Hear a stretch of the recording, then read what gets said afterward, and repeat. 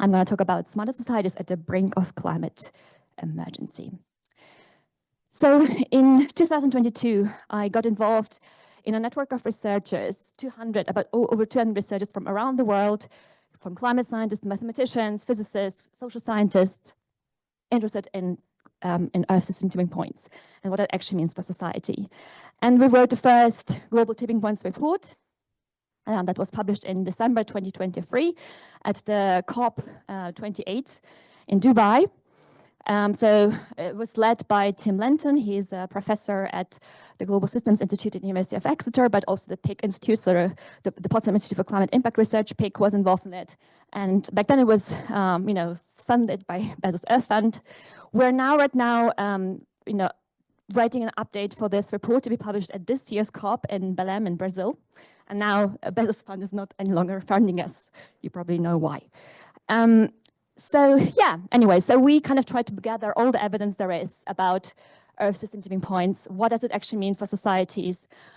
How can we potentially kind of respond to it, like through governance? But also, like, what are the potentials of trying to prevent those, things happening through positive social tipping points or positive social tipping dynamics?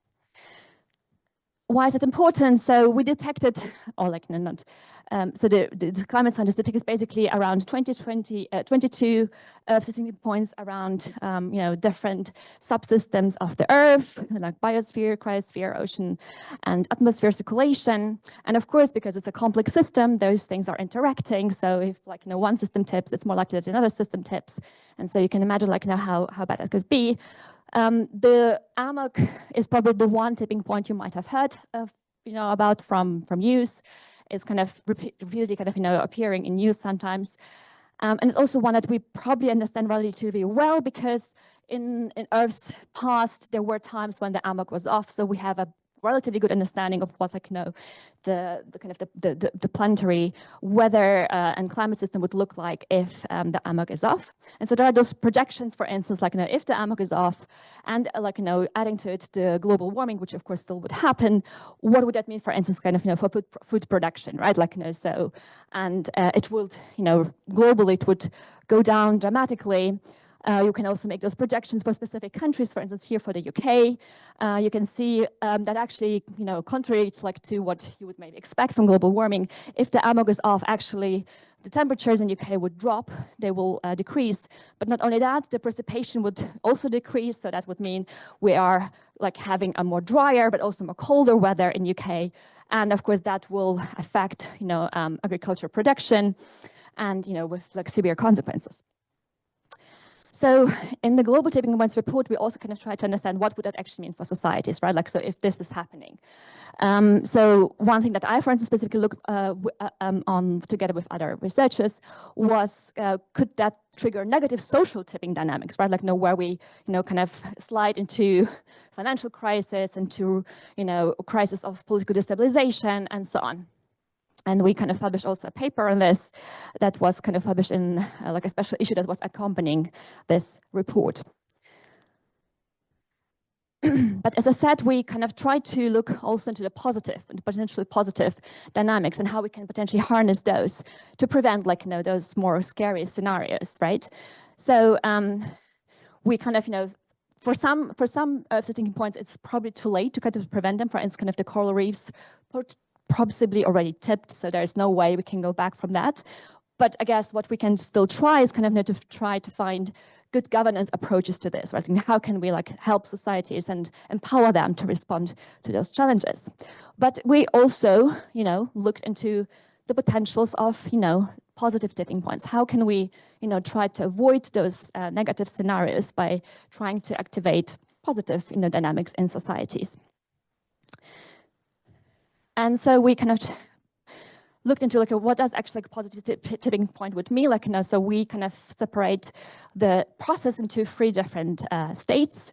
There is the enabling state, that would enable those kind of positive dynamics. Then there is the acceleration phase when basically those feedback loops kick in, and then it becomes a self-reinforcing process, and then the stabilization kind of phase. And we then kind of look into what are the agency of different actors in those different phases, kind of to try to to kind of contribute to this positive dynamics. And this is where I think smart societies come in, right? Like, so how can we mobilize smart societies for kind of, for trying to get to those positive dynamics and kind of try to inspire and trigger them. And I was kind of thinking, okay, so what would that mean? Like, what would that mean kind of harnessing smart societies for positive social tipping? And I think there are maybe 3 elements to it. So I think on one hand, we have to mobilize moral values. We kind of talked about in the first day a lot about the importance of of values to guiding basically our our endeavor, but also mobilizing human collective intelligence, but also imagination, not just intelligence. And how can we use potential digital technologies, maybe AI, to empower people in that process? And now I will kind of present you a few of the works that I did that kind of look into those different elements. So this is not yet my work. So one interesting study, for instance, that kind of showed the power of potential moral values is this report. They basically studied 60,000 people from around the world, from every kind of continent, kind of to see what is actually what are the messages that would mobilize people to support kind of climate policies. And it's not green jobs or, green growth. That's not what really kind of, inspires people. It's protecting the planet for future generations. That's what really people care about. And that's across the countries, right? So it's not just, in Western countries. And actors who, for instance, try to mobilize those moral values are, for instance, social movements, right? We know that throughout history, social movements were quite often an important actor in driving social change. Think of civil rights movement, think of abolitionist movement, think of the suffragettes, right? They are important actors in here, right? So, and part of our research kind of tries to look into what was actually the influence of different climate movements and driving some kind of change, some kind of acceleration of some at least climate policy ambition. And for instance, we kind of looked into Twitter data here for youth activism, looked into kind of Twitter data from the COPs for the different kind of annual UNFCCC conferences that happen every year, and looked into the discourse around those, but also who gets involved in this. So we kind of use some large language models kind of to try to identify the topics, but also kind of use some social network analysis kind of to see who is getting involved in those debates. And we kind of found that indeed kind of those climate movements, because they are kind of mobilizing those moral values, are an important factor and can kind of shift the debates. We also kind of looked into how this that may potentially kind of influencing policy making. So we looked into parliamentary debates in the UK from 2017 to 2022. Again, kind of use some large language models kind of to classify them, and then we did some time series analysis, like a change point detection analysis, kind of to try to see how did the change in the debates that we kind of found is somehow correlated with certain protest events that that happened in the UK. In one of the chapters that will be published in a handbook of social science published by Taha Yassari, I kind of also explore the idea of could we potentially kind of use our knowledge and our kind of tools, for instance kind of machine learning tools, to try to help, for instance, social movements to become even smarter in their strategies of trying to bring about social change, kind of, for instance, identifying the right allies, right? So similar to kind of if you want kind of try to apply for a grant, it's not necessarily kind of that you should contact the people who you know already, to get the best people on board, but you may want to identify the ones who are best suited kind of to advance your cause. And in a similar way, I mean, that's the same true for social movements. They have to identify the best allies they can get kind of to really advance their cause, and could be potentially kind of mobilize things like social network analysis, machine learning kind of to help them with that. And then, but you can also say well, maybe, yes, moral values, maybe they motivate people, but, do they really kind of, make any difference in terms of kind of changing people's behavior, really what they do? And so we did a study here where we kind of developed a smartphone application, Climate Champ, and then we kind of did a study over 8 weeks, a field experiment study, where we kind of looked into, so if we, try to kind of, basically to show people moral arguments for climate action, would that actually make any difference? Not just kind of in terms of kind of reducing their carbon footprint, but actually would it motivate people, for instance, to become politically active, right? And talk to others, to actually get more information about climate change and so on. And we found that that it indeed had an effect. So this is like that paper is not published yet. It is at the moment. I got an R, so a revised version was just submitted. So hopefully in 1 or 2 months it should be published.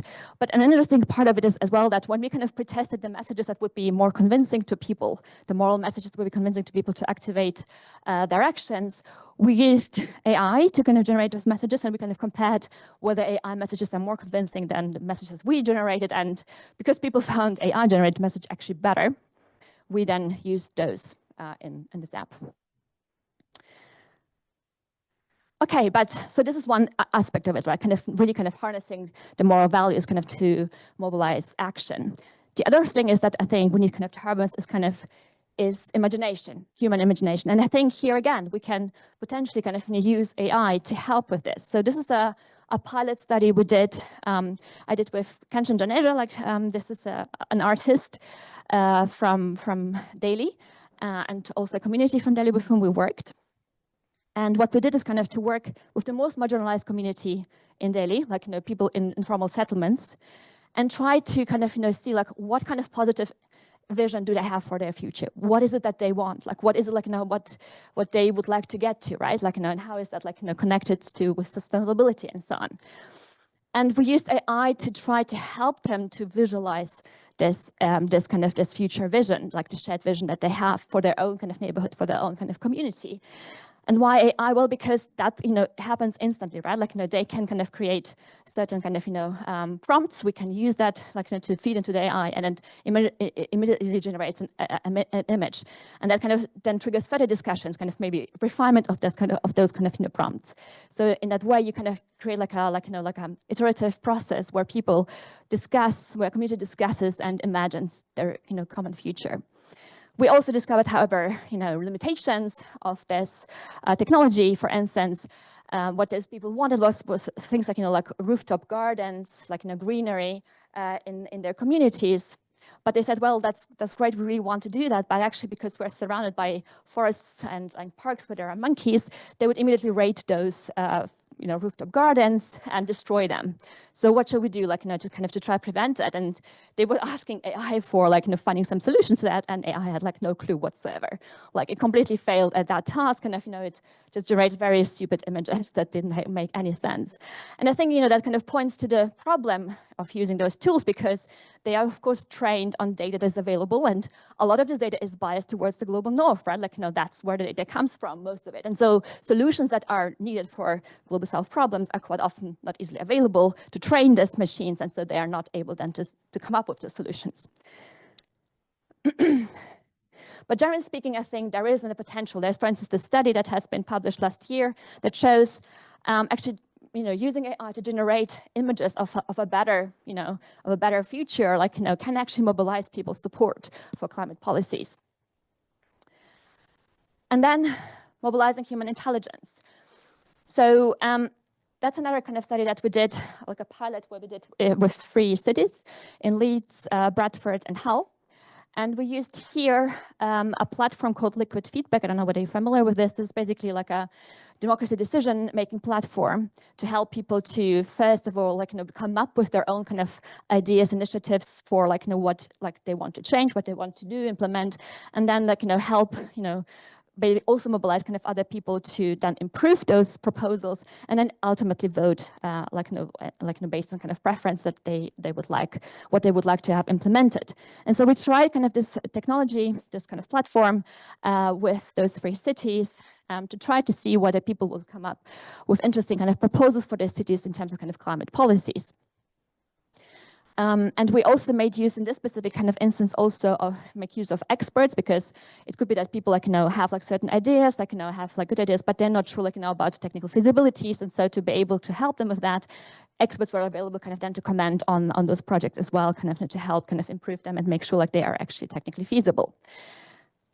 And so this project kind of came up with really very interesting kind of outcomes with very interesting ideas by people, and with which some of them were also implemented.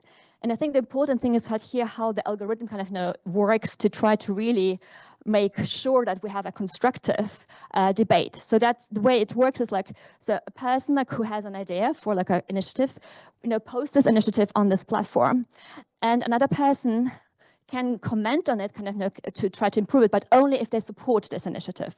Only then they can comment on the proposal to support it.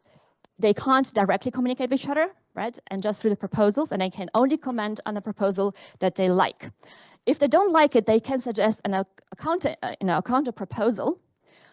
But of course, they would have still kind of to get support from the others, right? So it can't be like something like toxic or something like they have to still kind of gain support, right? So that's why it will still have to be like a reasonably argued for proposal, right? And ultimately, at the end, then people can rank the things that they like to be implemented, and this way the best proposals kind of are then decided. Okay, so this is kind of those three elements, I think, that can be harnessed kind of in terms of kind of smart societies to find solutions, to try to kind of trigger positive social tipping points, if we kind of combine all them together, to move in the right direction. Yeah, that's it for me. Thank you very much.